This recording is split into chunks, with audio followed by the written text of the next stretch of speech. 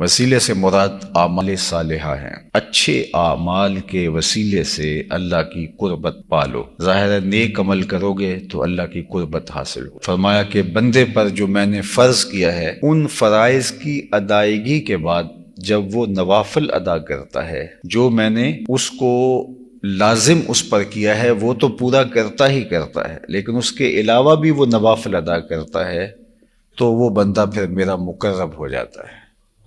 اور جب وہ میرا بندہ میرا مقرب ہو جاتا ہے تو میں اس کی آنکھیں بن جاتا ہوں جس سے وہ دیکھتا ہے، اس کے کان بن جاتا ہوں جس سے وہ سنتا ہے۔ اللہ اکبر۔ تو اللہ اس کے اندر خاص طاقتیں پیدا فرما دیتا۔ تو کثرت نوافل، اعمال صالحہ، یہ وہ چیزیں ہیں کہ جن کے ذریعے اللہ کی قربت حاصل کی جا سکتی ہے۔ بنی اسرائیل میں 3 لوگ پھنس گئے تھے غار میں، تفصیل موجود ہے کتب احادیث میں، اور بارش کی شدت تھی، تیز آندھی تھی، تو وہ بچنے کے لیے غار میں پناہ لینے کے لیے داخل ہوئے تو اوپر سے کوئی بہت بڑا بھاری پتھر آ کے غار کے دروازے کے آگے ٹک گیا۔ روشنی بھی بند ہو گئی، ہوا بھی بند ہو گئی، تو سانسیں بھی مشکل سے چل رہی تھی۔ تو انہوں نے کہا کہ اس مشکل ویلے میں اپنے اعمال کے وسیلے سے اللہ سے دعا مانگو۔ تو ایک نے کہا کہ میرے مالک، میں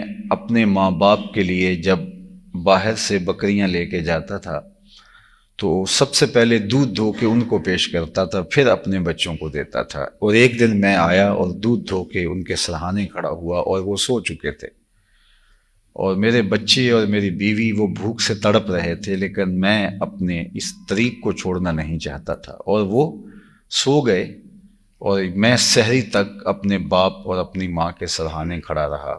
جب سحری کا وقت ہوا تو ان کی آنکھ کھلی تو انہوں نے مجھے دیکھا تو بہت دعائیں دی اور وہ دودھ نوش جان کیا۔ میرا یہ عمل اگر تجھے قبول ہے تو اس پتھر کو ہٹا دے۔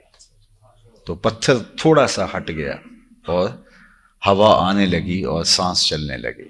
دوسرے نے کہا، اللہ، میں اپنے چچا کی بیٹی سے بری نیت کے ساتھ اس پہ قابو پا لیا تھا، یا کوئی اور خاتون تھی اور وہ مجبور تھی، اور جب میں بالکل اس بات پہ تیار تھا کہ میں اس کی آبرو ریزی کر دوں تو اس نے مجھے کہا اللہ سے ڈر۔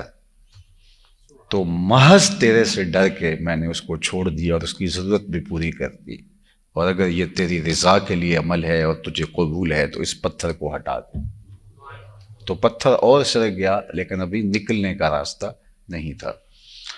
تیسرے نے کہا کہ مالک، میں کوئی کام کروا رہا تھا تو ایک مزدور کسی وجہ سے چلا گیا اور اس کی مزدوری میرے پاس رہ گئی۔ میں نے اس کو بہت ڈھونڈا، لیکن بہت زیادہ ڈھونڈنے کے باوجود وہ مزدور مجھے نہیں ملا۔ اس کے تھوڑے سے پیسے میرے پاس تھے، تو میں نے اس کی ایک بکری خرید کے اپنے ریوڑ میں رکھ دی، اور میں نے کہا کہ اس کا مال اسی طرح بڑھتا رہے گا۔ اور مدتیں بیت گئیں، اس بکری نے بچے دیے، پھر اس نے بچے دیے، پھر اس کی آگے نسل چلی، حتیٰ کہ وہ بھی ایک ریوڑ بن گیا۔ ایک عرصہ کے بعد، سالوں کے بعد وہ گزرا اور اس کو یاد آیا تو اس نے کہا کہ میری تمہارے پاس مزدوری ہے۔ تو میں نے کہا بالکل ہے، یہ جو ریوڑ ہے یہ تمہارا ہے۔ تو اس نے کہا مجھ سے مذاق تو نہ کرو۔ تو میں نے کہا نہیں، یہ تمہارا ہے، میں نے تمہاری مزدوری کو کام پہ لگایا تھا اور آج یہ ایک ریوڑ کی شکل میں ہے۔ تو میں نے اس کا شکریہ بھی ادا کیا اور وہ ریوڑ اس کے سپرد کیا۔ یہ عمل اگر تیری رضا کے لیے تھا تو اللہ اس پتھر کو ہٹا دے۔ تو وہ پتھر پیچھے ہٹ گیا اور یہ تینوں لوگ غار سے باہر آ گئے۔ صحیح حدیث ہے، بنی اسرائیل کے حضور نے واقعہ بیان فرمایا۔ تو یہ عمل کے ذریعے سے اللہ کی قربت اور اللہ تعالیٰ کے حضور دعاؤں کی قبولیت کا ذریعہ ہے۔ وَابْتَغُوا إِلَيْهِ الْوَسِيلَہ کا ایک مفہوم یہ ہے۔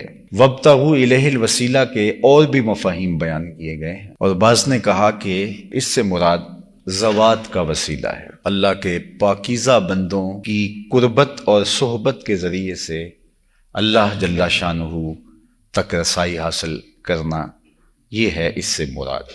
بنی اسرائیل کے اندر جس شخص نے 99 قتل کیے تھے اور پھر وہ ایک زاہد کے پاس گیا جو عالم نہیں تھا، صرف زاہد تھا، اور کہا میں 99 اشخاص کا قاتل ہوں، تو کیا میرے لیے توبہ ہے؟ تو اس نے کہا کہ اتنے قتل کرنے کے بعد توبہ کہاں سے ہوگی؟ تو جب وہ مایوس ہو گیا تو اس نے اس کی گردن اتار دی، جب میں نے بخشا ہی نہیں جانا تو پھر 99 کیا اور 100 کیا؟ لیکن اس کے اندر ابھی یہ آرزو تھی۔ تو پھر لوگوں نے بتایا کہ فلاں بستی میں کچھ نیک لوگ رہتے ہیں، اور ان کی صحبت میں جا کے تو بیٹھ جا اور ان کی طرح اعمال بجا لا، اور ان کی صحبت کی برکت سے تیرے گناہ دھل جائیں گے اور تیری توبہ قبول ہو جائے گی۔ تو وہ اللہ والوں کی بستی کی طرف چل پڑا، ابھی راستے میں ہی تھا کہ روح قبض ہو گئی۔ جنت کے فرشتے بھی آ گئے اور جہنم کی طرف لے جانے والے فرشتے بھی حاضر ہو گئے، اور انہوں کا باہم آپس میں یہ تنازع بن گیا کہ کون لے کے جائے۔ اہل جنت کہتے تھے یہ توبہ کے لیے جا رہا تھا، اور جہنم سے آنے والے فرشتے کہہ رہے تھے کہ یہ 100 اشخاص کا قاتل ہے۔ تو اللہ تعالیٰ جل شانہ نے ایک اور فرشتہ بھیجا جو ان دو فرشتوں کے مابین تنازع کو ختم کرے۔ اب دونوں متفق ہو گئے اس پر، اور وہ اللہ کا فرستادہ تھا، تو اس نے کہا زمین ناپ لو، اگر ادھر سے زمین کم ہے جدھر جا رہا ہے تو جنت میں لے جاؤ، اور اگر ادھر زمین کم ہے جدھر سے آ رہا ہے اور آگے ابھی زیادہ جگہ ہے تو اس کو جہنم والے لے جائیں۔ اور پھر زمین ناپی جانے لگی۔ کہتے ہیں وہ بالکل تقریباً درمیان میں کھڑا تھا، اور جب موت آئی وہ گرا تو اس کو شوق تھا، تو شوق میں اس نے اپنے آپ کو گھسیٹ کے آگے کرنے کی کوشش کی، تو ایک بالشت آگے بڑھ گیا تھا، تو اس وجہ سے اس کی بخشش فرما دی گئی، اس کو جنت والے لے گئے۔ تو یہ صحیح حدیث ہے۔ اللہ تعالیٰ بھیجتا ہی ان فرشتوں کو جن کا وہ ہے، لیکن جنت والے بھی آ گئے، جہنم والے بھی آ گئے، فرشتہ فیصلہ کرنے آ گیا۔ یہ سب اہتمام کیوں تھا؟